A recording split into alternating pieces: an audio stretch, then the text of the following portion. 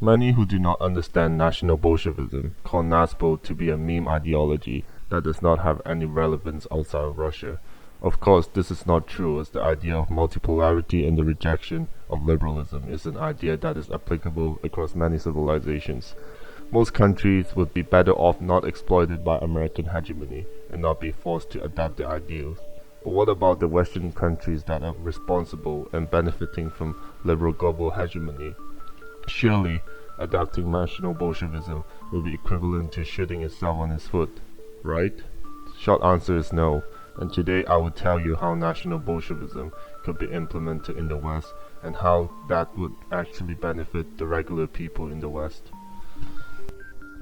Unfortunately, the founder of modern-day National Bolshevism, Alexander Dugin, actually made no comment on what the West should do. All he believes is that the American hegemony must be destroyed, but he does not talk about what should replace the current Western liberal government. This is understandable, considering that the destruction of the American hegemony is almost unthinkable. For example, the military-industrial complex, the network of American military bases and alliances was able to maintain global dollar trading by crushing any countries which attempt to trade with an alternative currency. Iraq, Syria, and Libya. Their control over the SWIFT system also forced most countries to comply with the sanctions. So who in the right mind would want to give all this up and accept multipolarity?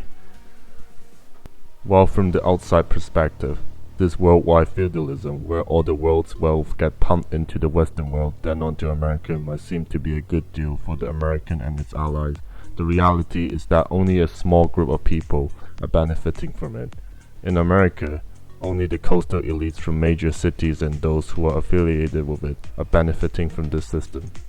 For example, while the GDP per capita of America is an exceptionally high $70,000 per year, almost half of the families in the countries are earning less than that figure combined.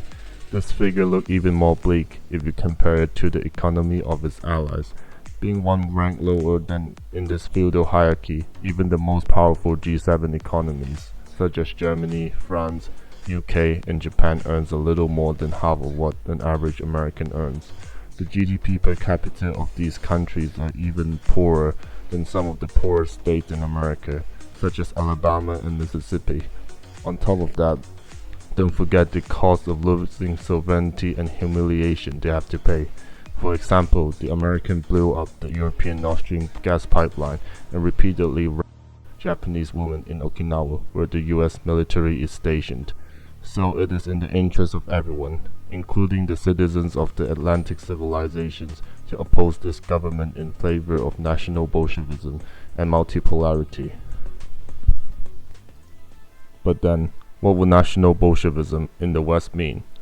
Since the development of National Bolshevism within the West is limited, we must construct the domestic and international politics of National Bolshevism. I believe Postliberalism would be a big part of this answer. Postliberalism is a political system proposed by Western intellectuals as a way to solve the inadequacy of liberalism using societal primacy, where the government would rule with the use of society. For example, a socialist post-liberal would support socialist trade union, Marxist organizations, etc., or a conservative post-liberal would support family organization and churches. This ideology itself is at its infancy. Different scholars all envision it differently. For example, Adrian Pabst wished to use post-liberalism to create a third way-like ideology, but for the spectrum between liberalism and National Bolshevism, rather than capitalism and communism. Meanwhile, Patrick Deneen wants to use post-liberalism to combat global homo and elitism through decentralizing, which he believes would allow different regions to develop different cultures. Or Adrian Vermule, who is a post-liberal integralist that believes in reforming the liberal America into a Catholic state.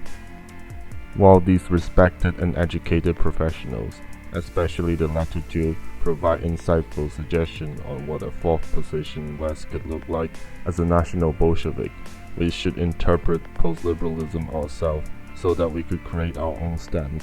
French syndicalist turned nationalist Georges Soros not to be confused with George Soros' belief in the liberal democratic system and bourgeoisie nationalism does not address the well-being of the working class of the country. He believes actions from labor unions such as general strikes, protests, and other disruptive tactics to be necessary for a successful revolution, where his syndicalist nationalism would take care of the interests of the working class and unite the country against capitalism. This would be all carried out under a revolutionary myth. Of course, we must include the idea of Gregor Strasser into this debate, the founder of Strasserism, which is a sister ideology of the National Bolsheviks. Gregor Strasser, like Soros, also believes in the importance of societal organizations as a vehicle to unite the country for mobilization and social change. He proposed the idea of creating a national community, or in German, Volksgemeinschaft, which brings all segments of the community together. A National Bolshevik Postliberalism could be organized through a union of the working people across all sectors. These unions would then carry out the revolutionary activities according to the praxis of George Soros. All the unions would then be organized and participate through a national community which will replace the existing legislative system. The social solidarity and the revolutionary myth promoted by the state would be able to get rid of the social isolation liberalism have brought. Of course, under National Bolshevism, the Atlanticist civilization could not exist in its current form. Imperialist organizations such as NATO and IMF must go.